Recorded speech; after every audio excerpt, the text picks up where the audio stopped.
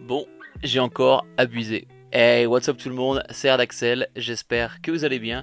Aujourd'hui, vidéo achat manga pour le mois de mars, et comme vous avez pu voir dans l'intro, j'ai encore une fois abusé. Alors pour commencer, il n'y a pas si longtemps, j'ai sorti une vidéo avec mes objectifs d'achat pour 2023.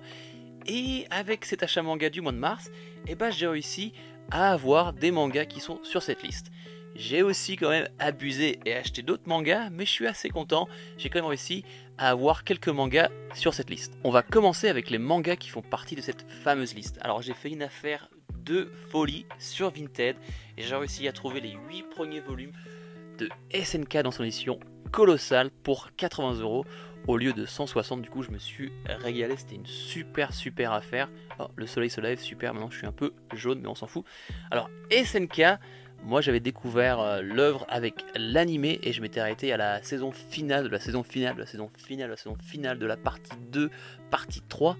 Non je déconne, mais du coup je m'étais arrêté à la dernière saison et j'avais pas envie de me faire spoil sur la fin. Du coup j'avais fini l'œuvre avec le manga, mais j'ai tellement adoré SNK que j'avais vraiment envie de redécouvrir l'œuvre avec le manga, et je trouve que l'édition colossale est juste magnifique. Après moi je suis pas trop fan des couvertures de chaque tome, après ça c'est juste mes goûts à moi, mais je trouve que ouais, redécouvrir SNK sur un grand format, moi je suis un grand fan des grands formats comme l'édition de Berserk, je suis toujours en train d'en parler, l'édition anglaise qui est sur un grand format, et quand tu as des dessins qui sont qualitatifs, et franchement un grand format c'est trop bien. En plus avec SNK, vu qu'on a affaire à des titans qui sont 10 fois plus grands que des humains, je trouve que sur un grand format, ça rend encore mieux. Du coup, grosse affaire, je me suis pris les 8 premiers volumes de SNK. Un autre manga qui fait partie de cette fameuse liste, je me suis acheté le volume 4, 5 et 7 de Dorohedoro.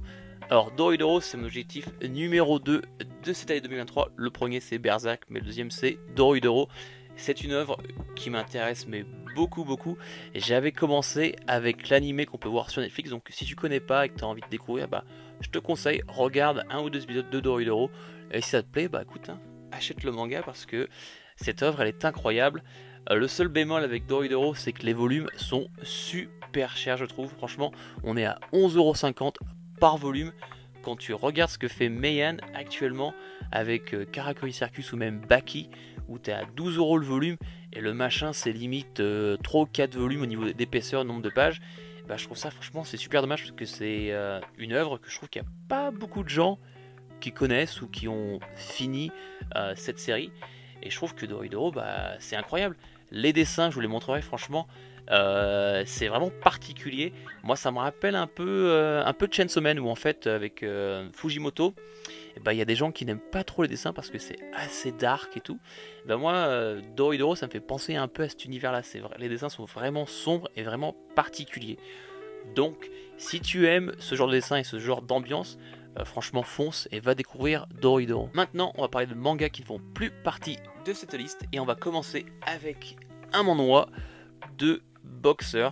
Alors moi j'ai déjà fini le volume 1, comme tu doutes avec un nom comme ça on va parler de boxe. J'ai franchement beaucoup aimé ce premier volume.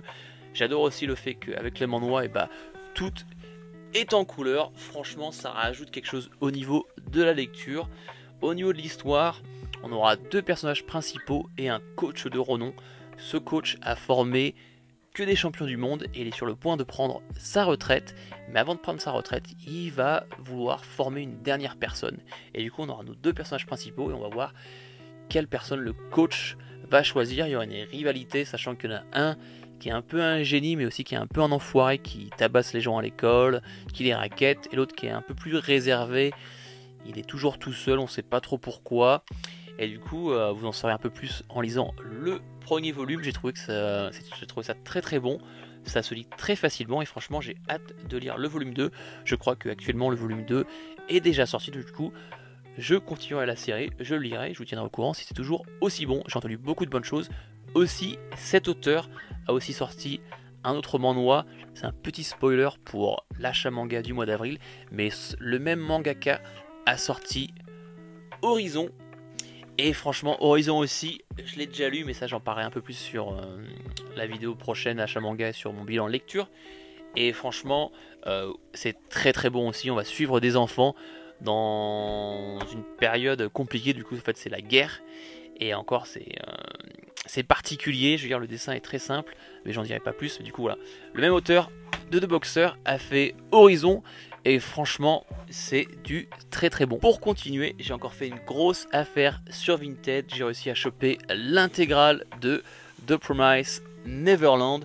Alors The Promised Neverland, je sais que les gens sont super mitigés sur la série, je sais que les gens adorent le début, puis après ça ralentit, puis la fin est pas incroyable. J'ai envie de faire un marathon sur la série. J'ai fait déjà un poll sur l'espace communauté de la chaîne entre Les Liens du Sang, The Promised Neverland et Dragon Ball. Actuellement, au moment de la vidéo, Les Liens du Sang est en train de gagner, mais c'est vraiment kiff-kiff entre Les Liens du Sang et The Promised Neverland. Donc on va voir, peut-être que je commencerai avec celui qui va gagner, et puis après je le ferai sur l'autre. The Promised Neverland, je connais pas grand chose, même voire rien du tout sur l'histoire. Je sais qu'on va suivre des orphelins apparemment, et puis l'orphelinat a un peu des secrets, mais j'ai vraiment envie de découvrir la série sans trop savoir quoi que ce soit sur la série, pour vraiment y aller un peu aveuglément. Donc à voir sûrement dans une prochaine vidéo pour un petit marathon. Pour la suite, je vais sortir de ma zone de confort. Je me suis acheté les 3 premiers volumes de Kaguya-sama, Love is War. Alors c'est une comédie romantique, c'est un type de manga et un genre de manga que je n'ai jamais lu. Ce manga est franchement acclamé, il y a un animé qui apparemment est très très bon, et franchement j'avais vraiment envie de découvrir ce manga et ce type de manga. Au niveau de l'histoire, encore une fois, je ne connais pas grand chose. Je sais qu'on va suivre 2 personnages principaux qui sont un mec et une nana. Les 2 sont un peu les élus de l'école, ils sont super intelligents, puis il y en a un c'est le président des élèves et l'autre est son assistante.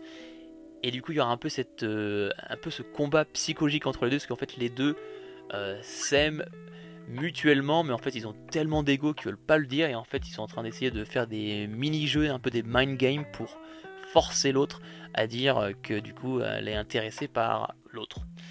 Du coup apparemment c'est très très drôle, c'est un peu plein de petits running gags, et du coup je vais découvrir ça. Si vous avez envie que je fasse un peu comme j'avais fait avec Black Cat ou même The Ride King, je découvre les 3 premiers volumes et je choisis après avoir fini le 3e volume si j'ai envie de continuer la série ou pas. Le concept de la vidéo s'appelle Ça passe ou ça casse, bah dites-le moi dans les commentaires. Next, grosse affaire encore une fois sur Vinted et un craquage de ma part. Je me suis acheté du volume 1 au volume 31 de MHA.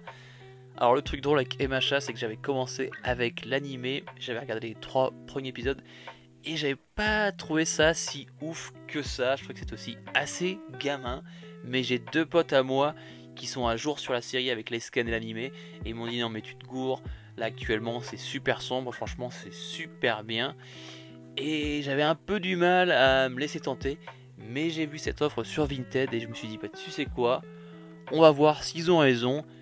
Ce lot c'est 31 volumes, vas-y j'achète ça et on verra si en effet ils avaient raison ou pas, parce que je me dis au pire des cas bah, je leur vendrai, on s'en fout quoi. Donc pareil, si vous avez envie que je fasse une sorte de lecture-réaction peut-être par arc, où je me tape directement 1 à 31 et je vous donne ma réaction à chaud, dites-le moi dans les commentaires. Je sais que les gens adorent cette série, mais comme je vous l'ai dit, moi pour le moment j'ai un petit goût amer avec l'animé, mais on verra si je m'étais trompé ou pas sur MHA. Et pour finir ce gros craquage d'achat manga de ce mois de mars, je me suis acheté les 3 premiers volumes de Undead Unlock. Alors Undead Unlock, ça fait partie de cette nouvelle génération de manga avec Mashle.